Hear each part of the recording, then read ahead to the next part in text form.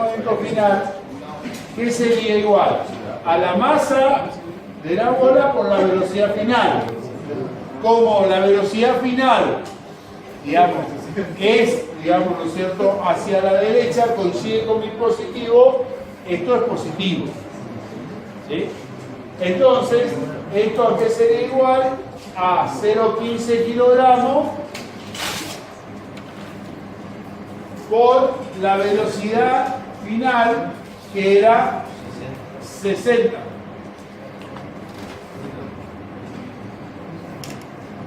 ¿Sí? Entonces esto me da tanto como 9. ¿O no? 9. Me da 9 kilos por metro sobre segundo. ¿Sí? Hago lo mismo con el P inicial. Y el P inicial, ¿cuánto me da? Sería de nuevo el valor de la masa de la bola o de la pelota de béisbol por la velocidad inicial. Ahora, la velocidad inicial viene en sentido contrario que entonces que analizamos como convención como positivo. Entonces me quedaría negativo. Entonces, esto sería igual a menos 0,15 kilogramos por 40. Entonces, esto me da menos 6.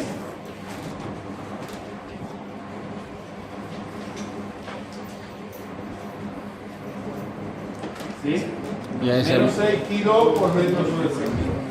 Entonces, la variación de la cantidad de movimiento va a ser el P final, que era 9,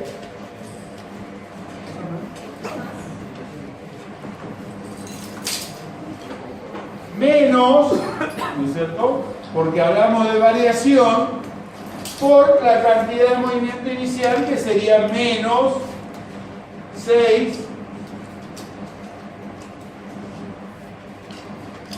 ¿Está? Entonces esto me queda que la variación de cantidad de movimiento sería igual a 15, porque el menos con el menos sería más, 15 kilogramos por metro sobre segundo. Entonces, esto es importante porque me da un resultado positivo.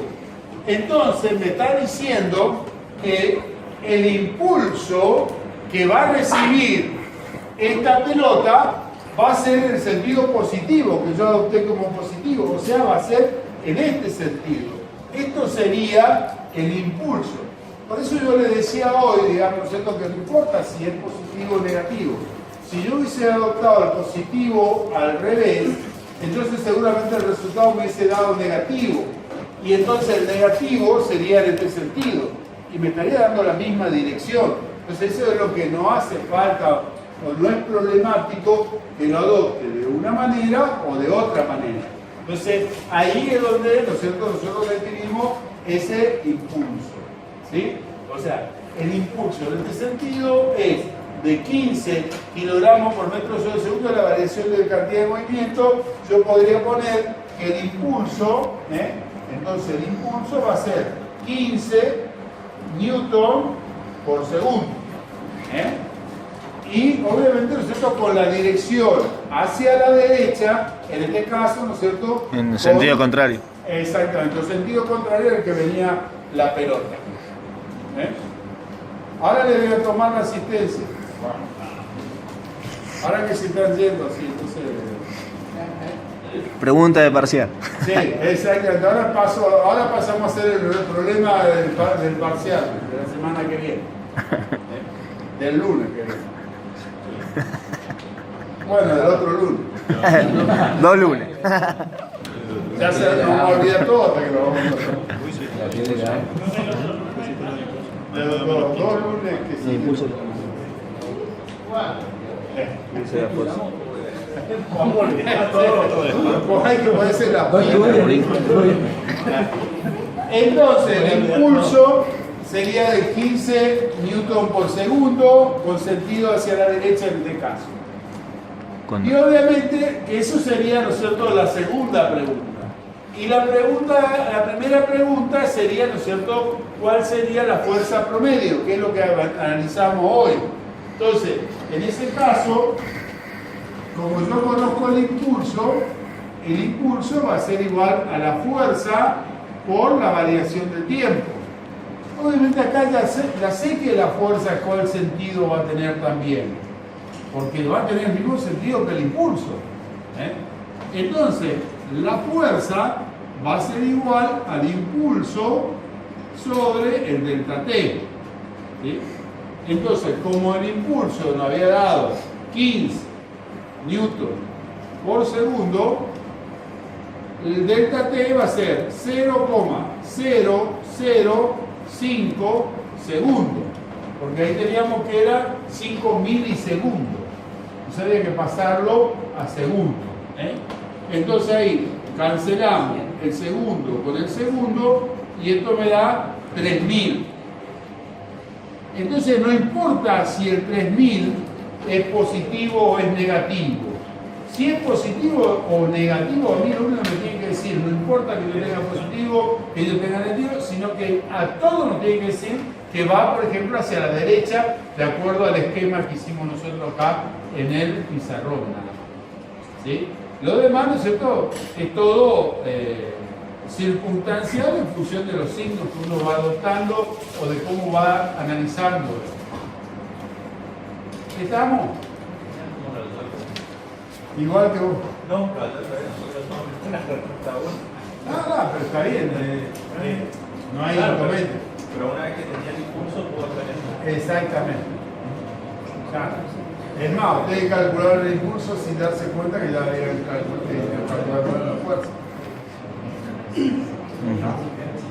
Bueno, ¿alguna pregunta hasta acá?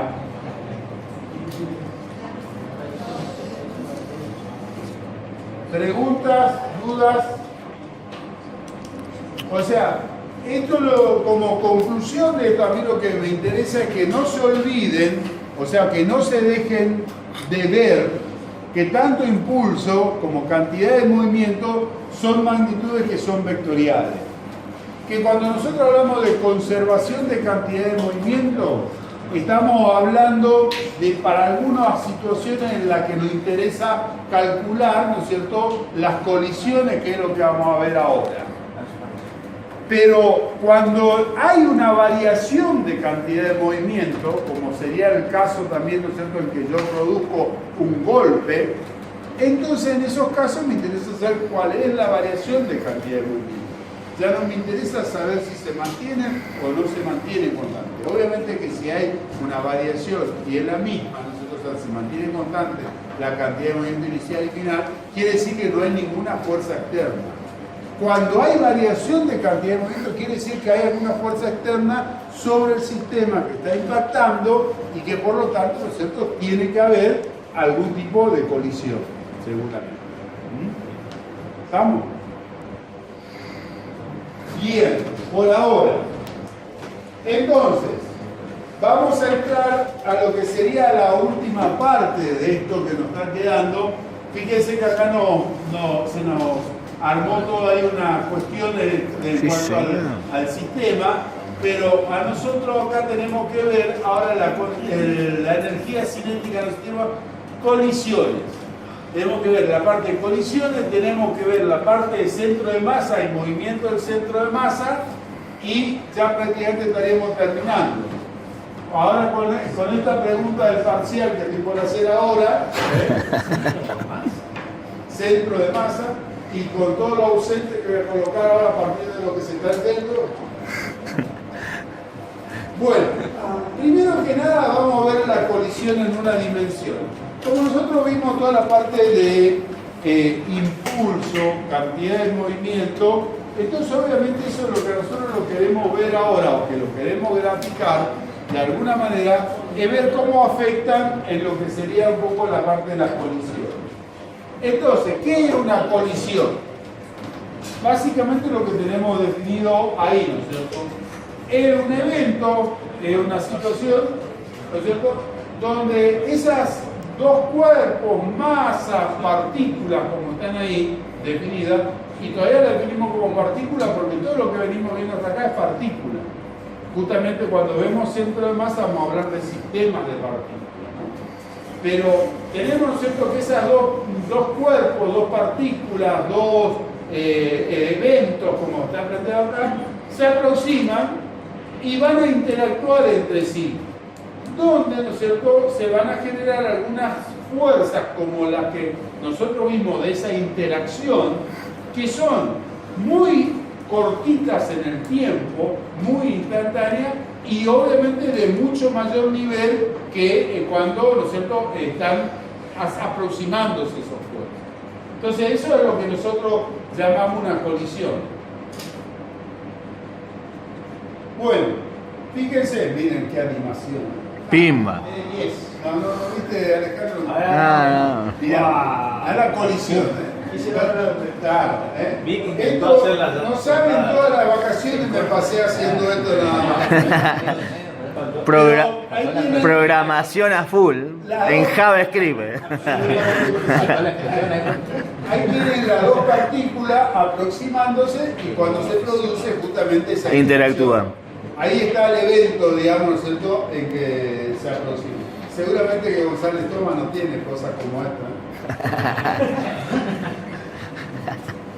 Después coméntenle lo que son animaciones. Bueno, estos objetos, ¿no es cierto?, uno de masa 1, el otro de masa 2, y obviamente cuando se produce esa interacción, ya vimos en los casos anteriores, son fuerzas internas. Y es la misma interacción que produce la partícula 2 sobre la 1 o la 1 sobre la 2. Son fuerzas internas. Es un sistema que nosotros lo podríamos considerar aislado.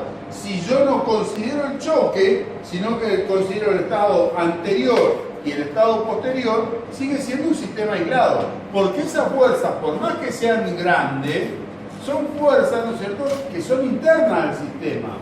Esto lo podemos considerar como un sistema aislado. Entonces, ese sistema aislado me permite también decir que la cantidad de movimiento permanece constante, debido justamente a esa cuestión. Me sale el debido cada ratito y después me gana todo.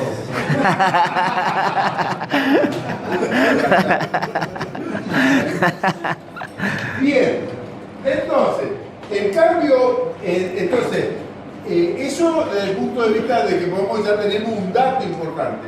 Fíjense que nosotros podemos partir, ya, ¿no es cierto?, de esta primera ecuación, decir, bueno, que la variación de la cantidad de movimiento, ¿no es cierto?, va a ser igual a cero. No hay, porque hablamos del principio de conservación de la cantidad de movimiento. O sea que P se mantiene constante. En realidad quería decir que el P inicial tiene que ser igual al P final.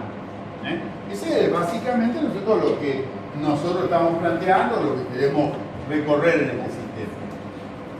Pero, ¿no es cierto?, en cuanto a la parte de la energía cinética, porque nosotros hablamos de la parte de conservación de cantidad de movimiento, pero también sabemos que estos cuerpos se aproximan con cierta velocidad, por lo tanto van a tener cierta energía.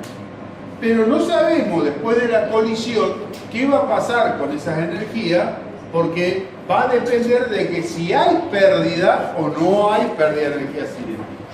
Lo que yo le digo ahora es lo fundamental para el parcial que le estoy tomando, o sea que el que se va pierde la oportunidad de su vida de aprobar. Principalmente podría depender de la deformación del cuerpo. Puede ser deformación, de nuevo de ruido, de digamos pérdida por calor. Muchas son las cuestiones que podrían afectar. Pero justamente eso es lo que nosotros nos permite definir cuando haya pérdida o no haya pérdida, donde nosotros vamos a definir qué tipo de colisiones hablamos. Si hablamos de colisiones elásticas o hablamos de colisiones inelásticas. O sea, cuando se conserva la energía cinética, vamos a hablar de colisiones elásticas. Cuando no se conserva, ¿no es cierto?, entonces hablamos de inelástica. Y la inelástica puede ser simplemente inelástica o perfectamente inelástica. ¿Cuándo se llama perfectamente inelástica? Cuando los dos cuerpos chocan y se mueven juntos. Los otros puede ser chocar y salen, pero no salen a la misma velocidad. No conservan la energía cinética. Entonces, lo que nosotros queremos ver, por ejemplo, vamos a empezar primero con las colisiones que son perfectamente inelásticas. ¿Qué va a pasar? Vamos a encontrar un sistema de dos cuerpos. En este caso, obviamente, como vamos hablando de colisión, puede ser encontrándose o el que va atrás tiene que ir más rápido que el que va adelante. Y estamos hablando de una sola dimensión. ¿Qué quiere decir eso? Que los dos centros de masa van a chocar y no va a haber una distribución. ¿Vieron ustedes que son buenos jugadores de pool, de cosas, sí, de la villa, billar, carambola, todo? O sea, si ustedes le pegan a la bola en forma recta, la bola se puede quedar y se va todo para allá, o pueden ir las dos juntas, pero en una sola dimensión. En cambio, si le pegan a un costado, una bola sale para un lado y la otra bola sale para el otro lado, dependiendo de cómo sean los golpes. Claro. Ustedes, muchos de lo que yo sé, que tuvieron que pagar los paños porque muchos lo metieron con el tap.